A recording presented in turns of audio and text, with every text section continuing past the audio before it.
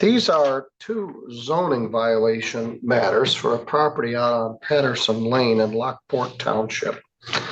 Defendant James Bryan, Bryan, is present in the courtroom.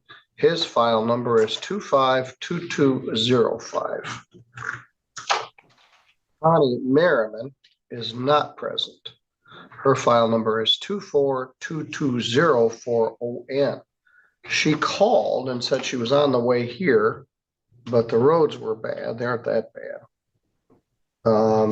And then she didn't appear, but then I was told that her son would be here, and apparently he is here. What's your name, sir? Charles Worthington. Is some of this stuff on this Patterson Lane property yours?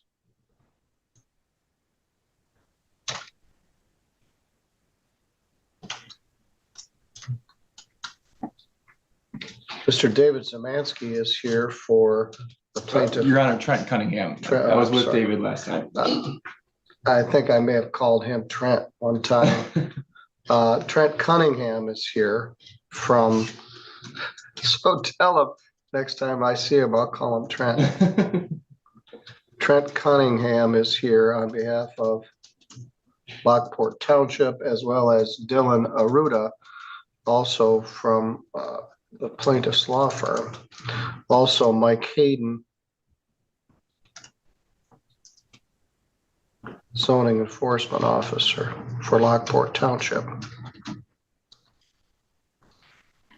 All right, let's go back to square one here. Let me pull these up. The defendants got cited for zoning violations for this property at 57901 Patterson Lane.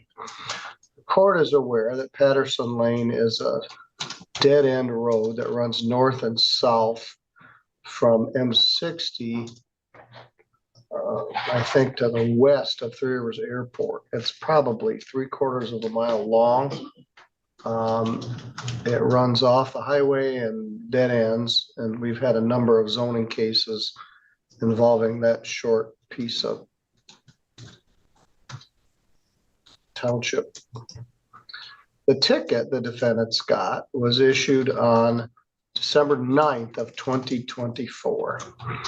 It alleges that they are in violation of the building interim property maintenance code for multiple violations: recreational vehicles, RVs being occupied and or lived in, unlicensed and inoperable motor vehicles, RVs, junk, and other nuisance items stored on the property in violation of the township ordinance.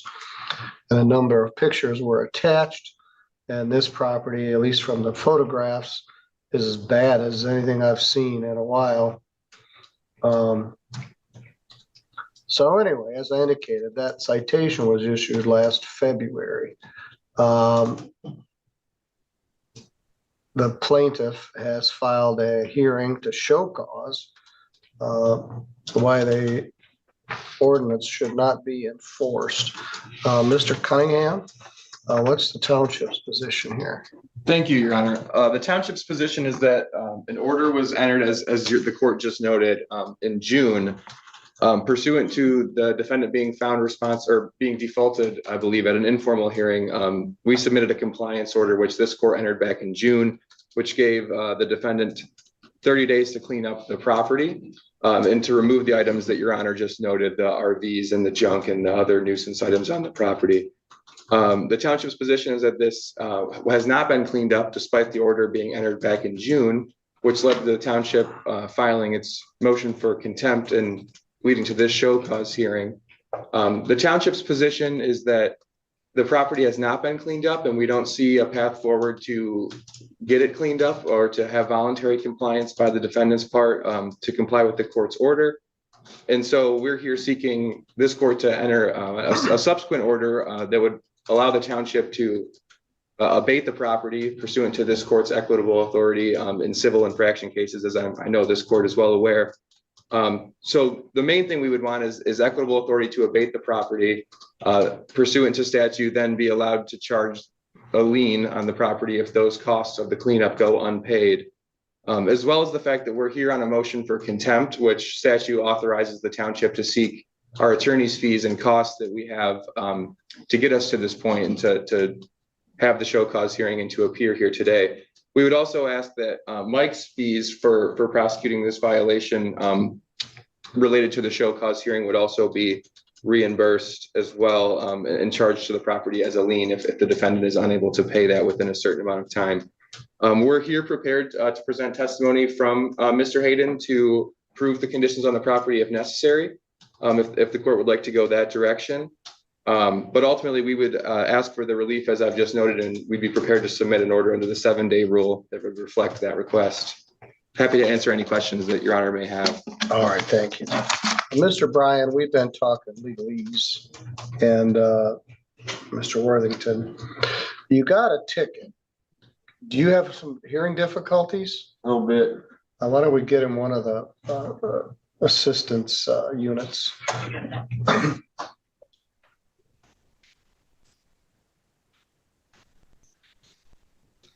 Yes?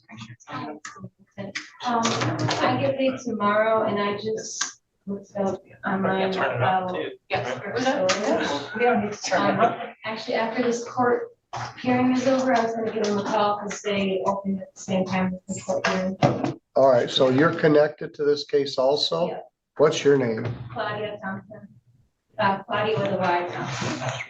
Your volume to go a little over higher. Okay. I have the storage unit number saved and everything. That way I can call them. All right, we'll get to that. Thank you. Can you hear now, Mr. Bryan? Yes. All right, good. These were upgrade we got with our recent JAVS upgrade, and they're very helpful for people. So I'm glad that we've got them to use. All right, you got a ticket. This property is in deplorable shape.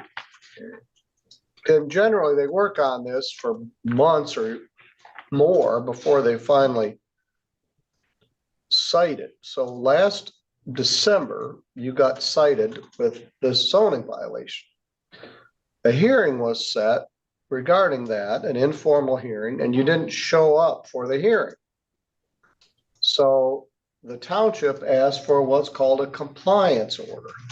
And I issued that last June as to you and to Miss Merriman. The compliance order, and I could read it line by line, but essentially it directs that this property shall be cleaned up.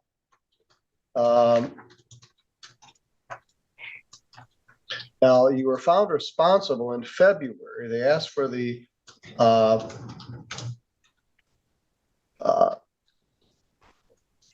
compliance order in June.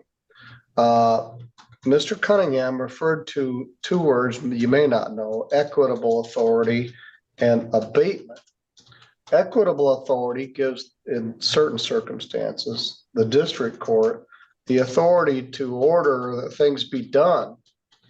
Essentially, that the township come in and clean this up and give you the bill. That's what abatement is. They would clean it up.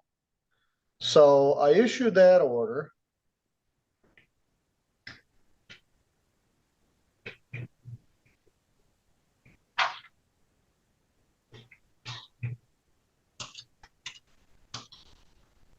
I gave you 30 days from June 2nd to bring the property into compliance with the township and state zoning requirements, remove all unpermitted recreational vehicles from the property, no longer permit people to live in these units, and get all the junk off the property. Apparently that hasn't been accomplished.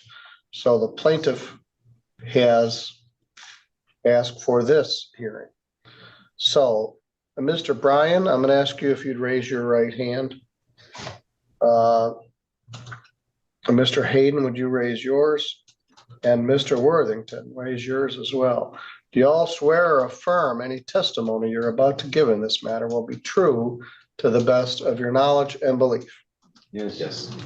All right, Mr. Bryan, as I indicated, Patterson Road has had its lane share of zoning violations up and down it, but this one appears to be particularly egregious.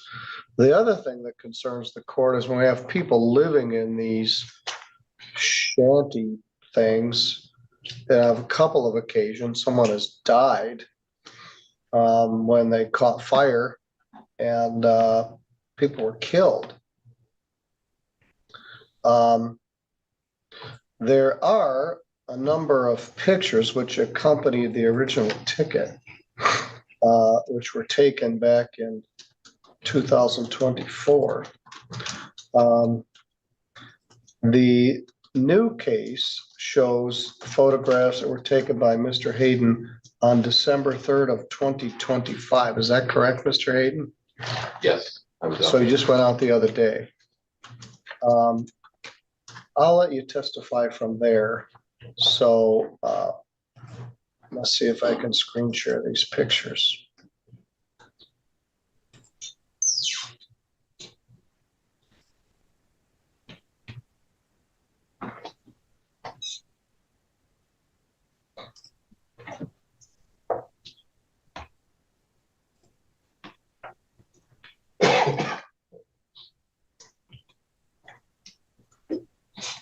All right, we have on the screen some pictures, original and then more recent. So what are we seeing here in the first photograph? It says it was taken on December 9th of 2024.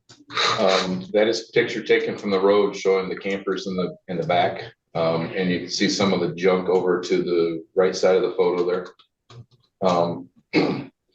You can see the tops of the camper over that makeshift fence. Yes, there's one there, and then there's one to the right of that bush or tree or whatever it is there. That is more of a close-up of the campers and the drive going back to them. And there's junk off to the left there. Now, is this a residence, the dwelling to the left? Correct. The house is up front, and there's two campers, at least two campers in the back. All right, does somebody live in the house? Yes, I believe that's where James and Connie live. Okay.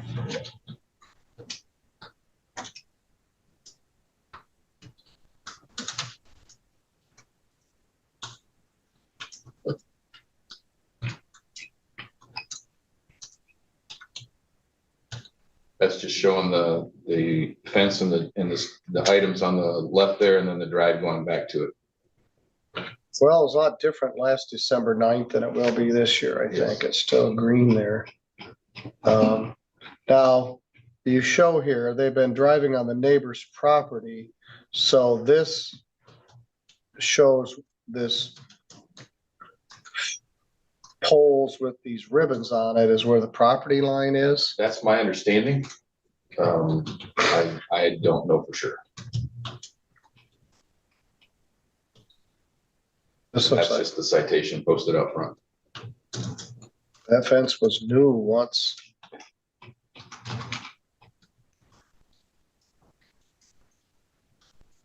That's just some items that were piled in front of the house. So in addition to the back, there's a bunch of stuff in the front. There was, yes.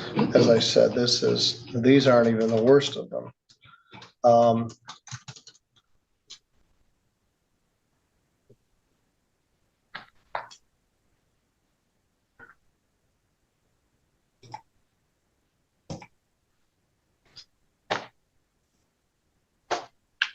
Now we'll go to the new set of pictures.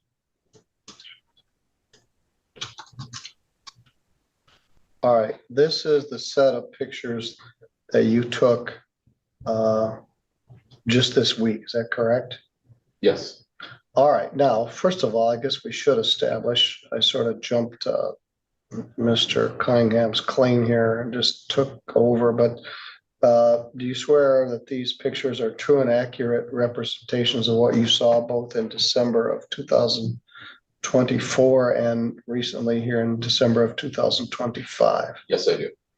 All right. So you went out just within the last few days and took these pictures. Yes. All right. What are we seeing here in this first picture? There are some tires piled up, lawnmowers, some of them are just parts. There's vehicles there that have been sitting for quite some time. And other items just that's coming down the lane. Walked down it because it was not navigable by vehicle. Some more of the items off to the left there, tires and other stuff. And then there's one of the campers behind the pickup truck.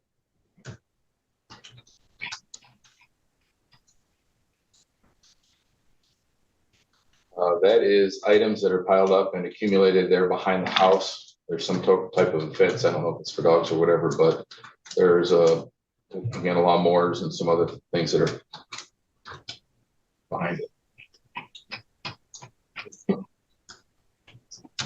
That's one of the campers that's being used for storage and or being lived in. And then there's some pallets along the fence there. So you couldn't tell whether someone's actually residing in there? In a later picture, there is a porch light on that. One of them. That's from the back side of that camper, showing there's a generator that was being used in the past, but it's now, it appears that they've run a cord up to the house, and that's shown in a later picture. And some more of the items, tires. That's just a close up of the items that were piled there, accumulated in the back. That is another area of tires and items accumulated over on the back side of the property.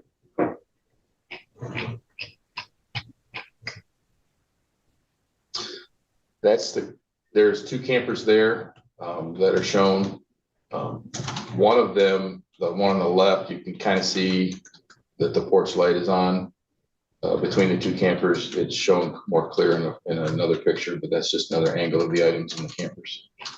Neither one appeared to be licensed. And then that's a close-up showing the light on.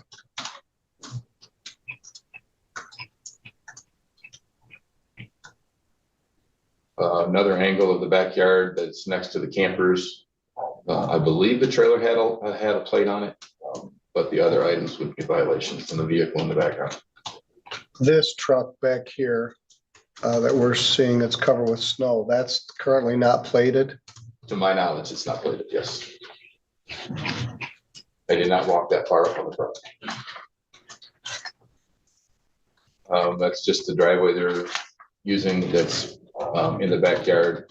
I could not clearly see if that one had a valid plate on it because it's covered with snow.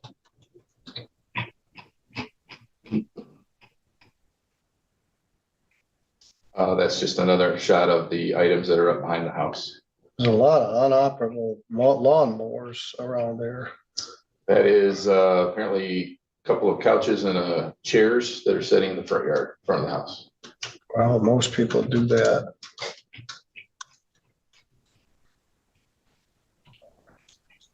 So that's the condition of the property in the last few days. Yes, as of yesterday. All right, I'm gonna go back to some of the original photographs. Your Honor, there was also photographs that we submitted, and I have physical copies here that were taken in September of 2025, and those ones don't have all the snow, so they're a bit cleaner. Yeah, I'm gonna go back to those where you can see. When I wrote the citation, I took everything from the roadway because I felt I had enough to get the citation issued. The compliance order allowed me to go on the property for inspection. So I took a deputy with me on September 4th, and that's the pictures that he's referring to.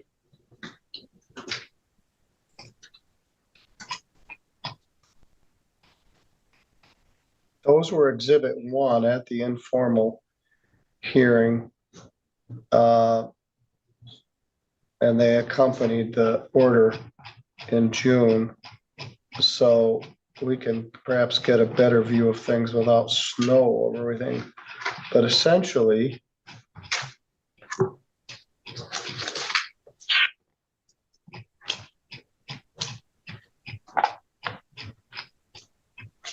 exhibit 2. This would be what the property appeared. Oh, I don't have this in here yet. Now, let me stop the screen share. Restart the screen share.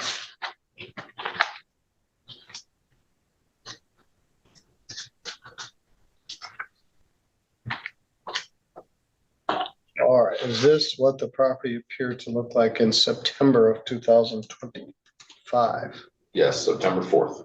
Which was after the compliance order was issued in June of 25. Correct.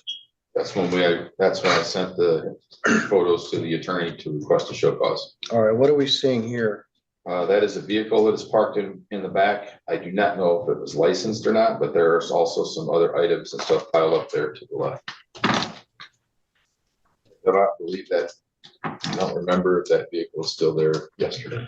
All right, here's a better unsnowed view of the trailers. What are we seeing here? That is the two campers. One of them is being lived in, and I believe I was told by one of the Mr. James that the other one they were just using for storage, but I did not go in either camper to verify that. There are two actual gas powered generators in the forefront of that picture. Yes, and several gas cans. There's a fire hazard. What is this tent structure off to the right?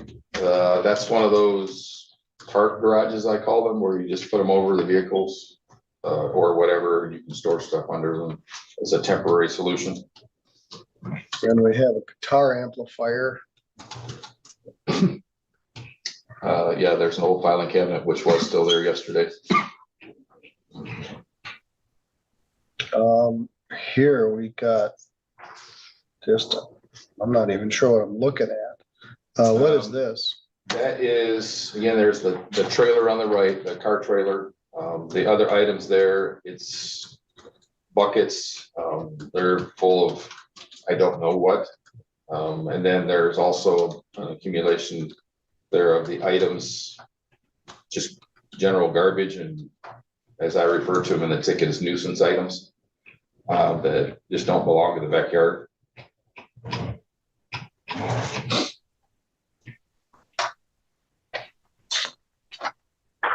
What is this? A freezer that's on its side? It appears it could be.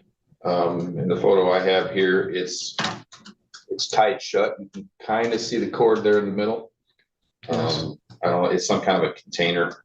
It looks blue in my photo here, so it might be just some sort of a. I don't know honestly what it is.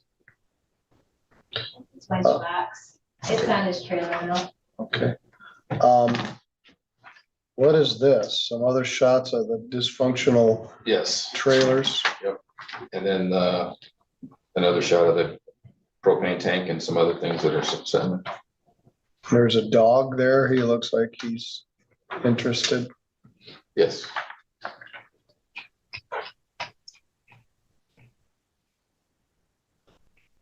That's just a little closer towards the house so that you can see both trailers and the items that are piled in front of the trailer, the rounded trailer there. This looks like something from the Dust Bowl era from Grapes of Wrath. Several tires and buckets, and there's containers. There are tools there. Look for maybe working on a vehicle, which would be in themselves okay, but the other items that are accumulated around them would not be.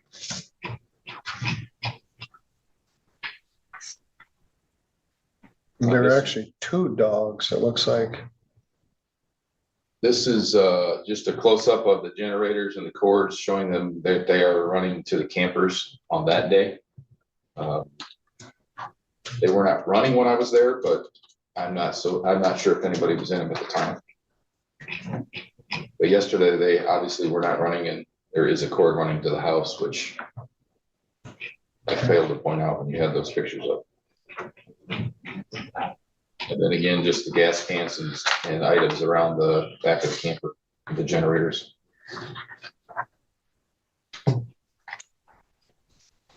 All right, so that's photographs from last December. September 4th. Last September and this December. So I'm going to admit all the photographs from all three sessions for evidence in this hearing. All right. I'll stop the live share. We'll go back to our screen. Mr. Bryan, who lives in the house Me and Connie. and who lives in the back? It's Connie's son and his girlfriend. Always, I shouldn't be anymore surprised at how people can live and saddened. But I see this all the time, every month, just accumulated junk. This is several issues. There's sanitation issues, there's fire safety issues, there's electrical issues, there's all this other stuff. So you got a ticket, Mr. Bryan, last December. They had a show cause hearing, or they had a hearing in February that you didn't show up for. You got served with the compliance order in June, which apparently very little's been done to clean it up. And then they were out there again September to take other pictures. So their patience is wearing thin. What's your position here?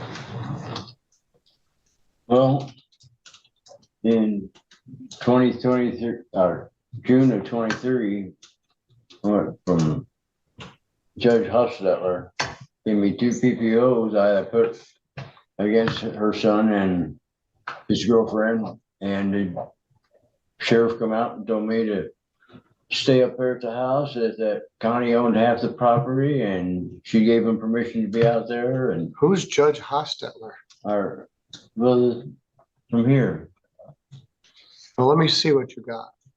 You had some stuff in your pocket. Do you have the PPOs? Yeah, okay.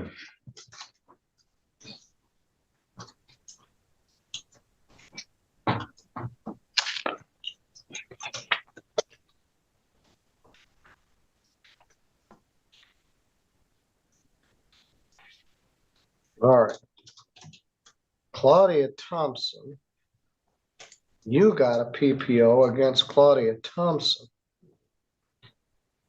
issued by Judge Stutzman in 2023. And it's often difficult to do a PPO when the people are on the same property. This was by Judge Stutzman. And then you have a PPO against Charles Worthington.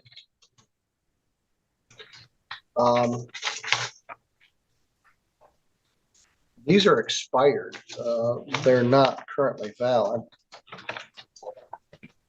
That's just so I show that, you know, they. All right, like I so said, you got a PPO against them, correct?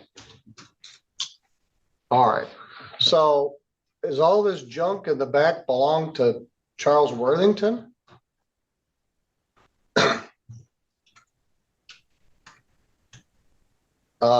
So you got a PPO against them. They live in the back. Are you and Connie married? No, Do you jointly own the property? yes, All right, so she has a joint own tenancy with you. I was a co-signer for the property, so it's I'm considered third party. You got Connie and then the mortgage company and then me. All right. So, all right. Do they pay any rent?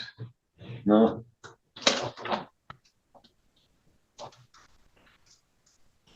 All right, Mr. Worthington, why don't you come up to the podium? Come right up here if you would, when you're under oath. Good morning, sir. Are you Charles Worthington? Yes. The township is taking expensive legal action to get all your stuff off this lot. What's your position? We just got back to, my fiance got back to work. We're trying to get stuff caught up and get the storage unit so we can get stuff out of there. And I've been cleaning it up, All right, well, it doesn't have to happen as soon as tomorrow, but what are you gonna do with these trailers? getting storage units for them. this storage unit has outside, storage and, facilities that can store. All right. All right, thank you. You can have a seat. All right, so Mr. Worthington is apparently the occupant of this site, along with Miss Thompson. I can't believe someone would live there, but they apparently do. And they are willing to begin removing their property. They don't own the property. You and Miss Merriman do, and she's not here, so she's gonna get defaulted. But the person that's gonna get the bill for this is you and Connie Merriman. And the bill is gonna be tens of thousands of dollars. Unless they remove the property from there. They're gonna have to hire a company. They're gonna come in there. They're gonna load up all that stuff into dumpsters and take it to the dump.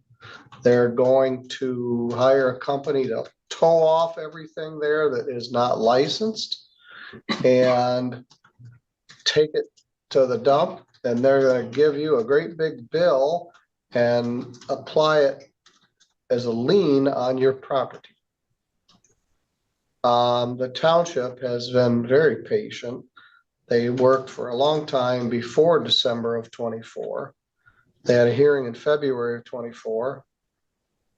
We had a compliance order in February of 25, compliance order in June of 25. And you guys have responded to this by essentially ignoring it. One problem we always run into at this time of year, Mr. Cunningham, is we're covered with snow. The ground isn't quite frozen. It's going to be muddy, difficult to get that stuff out of there. So that's always problematic. And it's always to the township's benefit if the parties get the stuff out of there themselves, rather than having you hire a company to come in and do it. How much time are you willing to give them to remove the property? Your Honor, I think practically speaking, it's going to be until spring before the township could get a contractor to go out there. So I think the court's well aware at this point, it's been a long time. And so we would ask to be authorized to remove the property immediately. But I think for practical purposes, it would be probably at least a month or two, maybe March, I would say is a reasonable timeline. Whatever the court would like to do in that regard.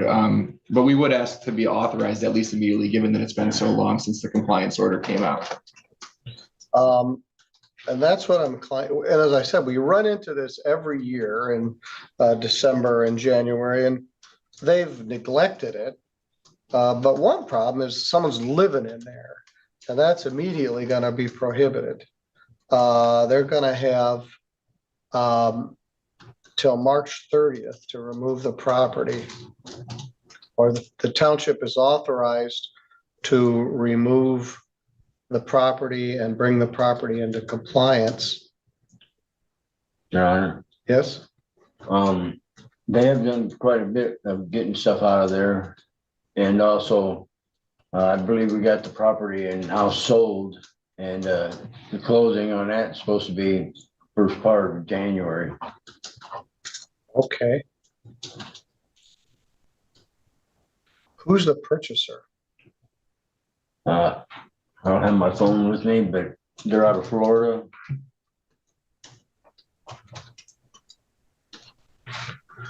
One of those, they buy. Will buy your house. Okay. Well, maybe that's a way to resolve this. In the meantime, you can't live in a trailer parked out behind somebody's house with a cord hooked up to the house. Someone's gonna die out there. I'm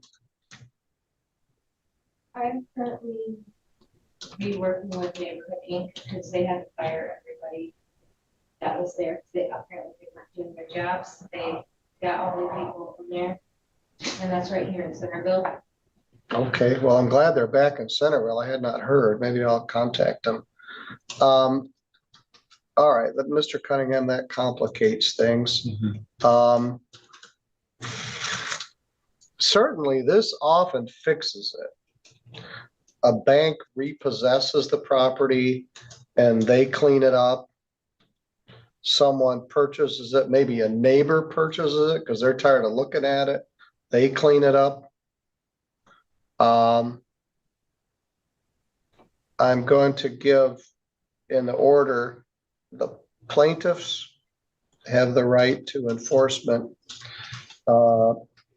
Defendants and their successors shall have until March 30th, 2026 to clean this property up. So if someone buys this property from you in January, the township won't take any action until March 30th. But you got stuff in the front yard, stuff in the backyard. The occupants of the trailer have 10 days to vacate or they will be in contempt. In which case I would do an order ordering the sheriff to come evict them from that property. That's dangerous. It's not sanitary. It is an electrical hazard and it's dangerous. And you can't do it anyway. So you have 10 days to get a place to go or take that. Is it a motorhome or a trailer? It has an engine in it? Trailer, okay. You don't have to move it within 10 days, but you have to be out of it within 10 days or I'm going to find you in contempt. Mr. Cunningham or Mr.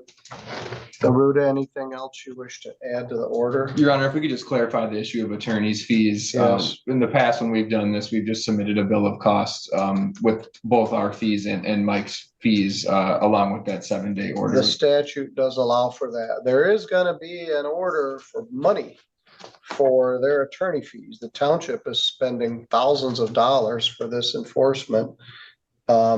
And this started out small and grew into what it is. Why people store junk tires? Because it costs money to get rid of them. Twice a year, you can dispose of them at the county disposal day for $2 a tire, but there's probably 100 or more tires on there. All kinds of other stuff. Some of it has value, the generators or boats and some of it's just plain junk that needs to go to the dump, and some of it may be scrap that has some monetary value. But I'm sure that whoever's buying this property doesn't wish to buy it to have a junk heap on it. I think they're going to turn it into a house like it once was. And as I said, they're attempting to clean up all of Patterson Lane and all of Lockport Township, one parcel at a time. This would be a default as to Miss Merriman because she did not appear. But it's the same order that would apply to Mr. Bryan. So Mr. Bryan, your plan is you and Connie plan to move out of the house sometime before January. That's the idea. And then the new purchaser will have it. And in the meantime, Mr. Worthington and Ms. Thompson are going to try to clean the back up. That personal protection order is no longer in effect. Right. But so as it stands, but so you stay away from each other, you stay in the house and they stay in the back? Yeah, basically. Well, it's your property and Connie's and you can't let people do it. Your neighbors are complaining.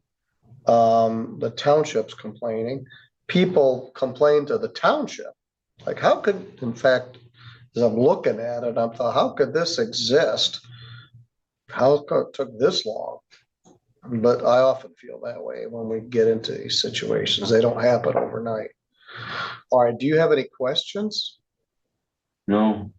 All right. They're going to do an order after this hearing where I find that you are violated my compliance order by doing nothing. Miss Merriman isn't here. She lied to the court when she said the roads were bad and she was late. She just wasn't coming. So her son has come, but he's a source of much of the problem. So it's good that he's here. She is sick. Okay, well, she didn't tell me that. She told me she was on the way here.